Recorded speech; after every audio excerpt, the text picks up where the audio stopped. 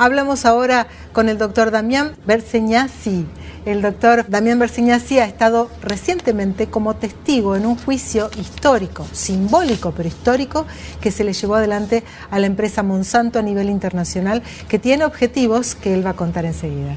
Gracias por venir, doctor. No, muchas gracias a ustedes por la invitación para poder difundir esto que ha ocurrido en la ciudad de La Haya el 15 y 16 de octubre pasado, donde ante un tribunal internacional conformado por 5 jueces internacionales que en sus países tienen un rol importante dentro del sistema judicial, vinculados a las Cortes Supremas de Justicia y a las áreas de derechos humanos de las Cortes Supremas de Justicia de sus países.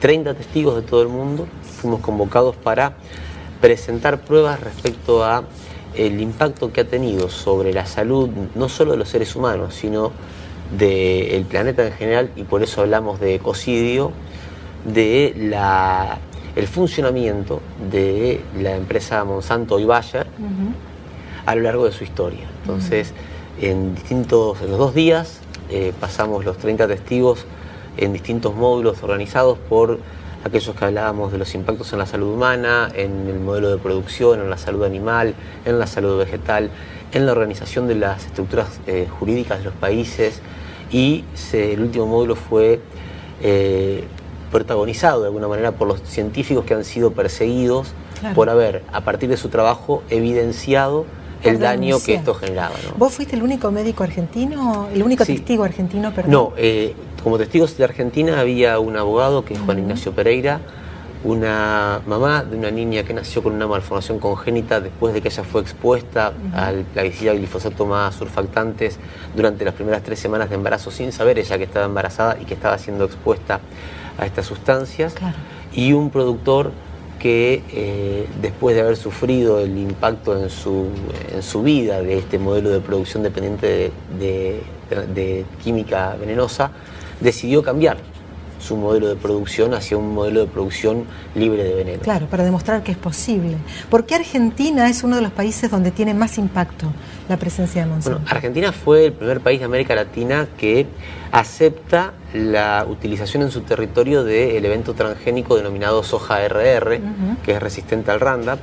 Fue en América Latina el primer lugar donde se empezó a utilizar este paquete tecnológico, que era un evento transgénico que fue preparado para resistir más veneno, no para producir más o para mejorar la calidad. Una semilla transgénica preparada para resistir el mismo veneno que fabrica Monsanto. O sea, la fábrica que fabricaba un veneno, como su veneno estaba generando mucha resistencia en los organismos que querían matar, y entonces había que usar cada vez más, y entonces se mataba a la producción, genera un organismo genéticamente modificado para que resista el veneno, no para que produzca más, para que tenga más nutrientes. De hecho, los científicos han demostrado que los eventos transgénicos tienen menos nutrientes y tienen menos, en algunos aminoácidos menos que las semillas originales, pero además tienen la carga química.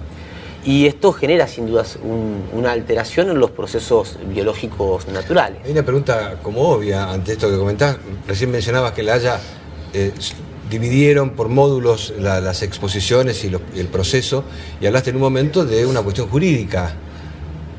La pregunta elemental es si ante esto hay bache jurídico en todos los países. Sí, no en todos los países. Por ejemplo, Sri Lanka es el único país del mundo que ha prohibido terminantemente en todo el territorio de ese país el uso de esta sustancia, específicamente glifosato más surfactantes, porque esto no se utilizaba, se empezó a usar en los campos de arroz y empezaron a aparecer problemas renales de insuficiencias y cánceres renales en la población granjera. Entonces hizo todo un estudio epidemiológico y demostraron que a partir de la utilización de estas sustancias habían aumentado los casos de insuficiencia renal y de cáncer renal, que es lo mismo que ocurrió en El Salvador. La diferencia es que cuando el Parlamento de El Salvador sancionó la ley que prohíbe el uso de glifosatos más surfactantes, el entonces presidente de El Salvador vetó esa ley por presión de la industria agroquímica. En el caso de Sri Lanka no, el presidente se mantuvo firme en esa medida, y por eso el médico de Sri Lanka que llevó adelante este estudio fue el otro médico, fuimos los únicos 2 médicos, yo de América Latina y él de Sri Lanka, que presentamos nuestros resultados así. Claro, vos tenés resultados muy fidedignos, Damián, porque hace años creaste los campamentos sanitarios, justamente un grupo de profesionales que desembarcan en una localidad para tomar testimonio. O sea, que está palmariamente demostrado. Por ejemplo, algunas cifras, Damián. Bueno, nosotros hemos, hasta el día de hoy, desde la evaluación final de la práctica final de la carrera de medicina, junto con el Instituto de Salud Socioambiental, llevamos adelante este dispositivo que se llama Campamento Sanitario.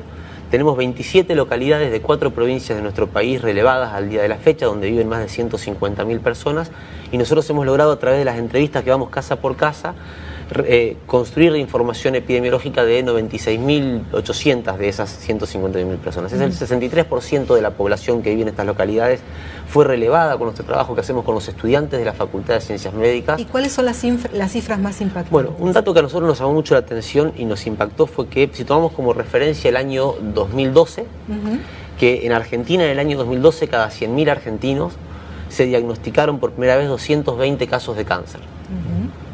Si nosotros hacemos ese mismo cálculo para las localidades que nosotros hemos estado recorriendo, en el año 2012 cada 100.000 argentinos habría 368 casos nuevos de cáncer diagnosticados en ese año. Claro. Significa casi 1.86 veces más que la media nacional. Claro.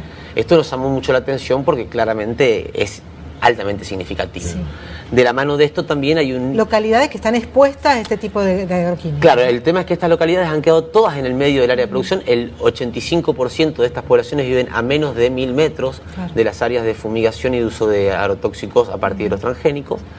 Y de la mano de esto empezaron a aparecer problemas de salud como el hipotiroidismo, que a nivel nacional no figuran en la estadística nacional como la segunda enfermedad crónica más frecuente, y a nosotros nos aparece claramente como el segundo problema de salud más frecuente en estas localidades, no solo por lo que refiere a la comunidad, sino también por el consumo de medicamentos, lo cual le da fortaleza a la referencia que hace la comunidad. Y el crecimiento de las malformaciones congénitas y los abortos espontáneos se está viendo con preocupación en estas localidades. ¿Qué localidades pueden ser, Damián? Porque yo te menciono algunas, no quiero mencionar precisamente para no generar autorreferencia, pero cerca de Venado Tuerto, por ejemplo, hay localidades de 5.000 habitantes que cuentan 100, 110 casos de cánceres. Es decir, es una cifra que te levanta muchísimo el promedio que vos recién mencionaste. Claro, de 5.110. Claro, la pregunta es, entre esas localidades, ¿cuáles son las más salientes? ¿Son del sur, del centro, del norte santafesino? Nosotros, porque cuando iniciamos el proceso lo hicimos junto con el Ministerio de Salud de la provincia, después el Ministerio decidió no acompañar más esto. Al principio habíamos iniciado por el Departamento General López.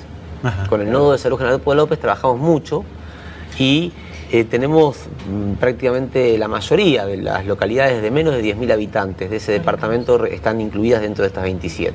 Claro. También tenemos localidades del norte de la provincia que es interesante, la localidad de Villa Ana es la única localidad que no quedó en el medio del área de producción de transgénicos y dependiente de agrotóxicos y tiene un perfil distinto de las otras. Y la localidad de Ibarlucea, que es una localidad que tiene una población que vive hace menos tiempo de manera permanente en esa localidad, que el resto de las localidades también tiene un perfil diferente al resto, lo que nos hace pensar que efectivamente vivir en un lugar durante más de 5 o 10 años que está rodeado de este modelo de producción puede tener una relación muy fuerte en el desarrollo de los problemas de salud que hoy nosotros estamos relevando y que fue lo que presentamos en Bayer compró Monsanto. ¿Por qué se habla del negocio de la salud?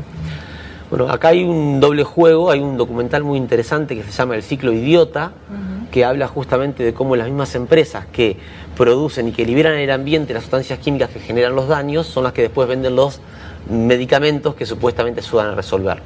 En el caso específico de la función Bayer Monsanto hay 3 grandes campos que se cruzan. Por un lado, este negocio de tengo la venta del producto que genera enfermedad y además tengo la venta del producto que supuestamente curaría esa enfermedad. Pero hay otra cosa que no es menos grave, que es el manejo de la semilla. En estos momentos en el mundo 6 grandes oligopolios o corporaciones, fusiones de corporaciones están manejando más del 80% del negocio de las semillas del planeta y quien maneja la semilla maneja la posibilidad de alimentar al mundo. Y el tercer punto, que no es menor, nos permite retrotraernos a la función Chevron-Texaco. Cuando Texaco contaminó Ecuador, fue enjuiciada por el gobierno ecuatoriano y meses antes de que salga el fallo, Texaco fue vendida a Chevron. Cuando el fallo sale contra Texaco, entonces Chevron dice, es Texaco, yo no tengo nada que ver. Y eso obliga a un nuevo proceso contra Chevron para que se haga cargo de los pasivos de Texaco. Nosotros entendemos que detrás de esta fusión Bayer-Monsanto, ante el desprestigio que tiene Monsanto a nivel mundial, también puede haber algo de este proceso judicial y jurídico que tienen las grandes empresas, que ya han reservado un porcentaje de las ganancias de Monsanto para hacer frente a los juicios que saben que se les vienen. Esto fue denunciado en el juicio de La Haya también por un abogado norteamericano. Bien. El impacto del juicio de La Haya, si bien simbólico, ha sido muy fuerte, sobre todo para disparar este tipo de conversaciones, de charlas y de concientización. Sí, absolutamente, y además porque el Tribunal Internacional Monsanto que funcionó en La Haya ha adquirido carácter de tribunal consultivo de la Corte Internacional Penal. ¿Esto qué quiere decir? Que el dictamen que dé este tribunal va a ser tomado por la Corte Internacional como un campus jurídico para poder fallar en próximos casos que se presenten los estados contra estas empresas, y al mismo tiempo el segundo objetivo era que con el fallo de este tribunal, si es que el tribunal falla de que Monsanto es responsable de esto, se pueda incluir la figura del ecocidio como el quinto crimen contra la paz en el Protocolo de Roma, que sería muy importante teniendo en cuenta que los daños que ha llevado adelante durante toda su existencia esta empresa y las empresas que como esta tienen esa lógica de funcionamiento, no son daños contra los seres humanos, son daños contra el planeta, y por eso hablamos de ecocidio. Gracias por venir, Damián, clarísimo. Muchas gracias a ustedes.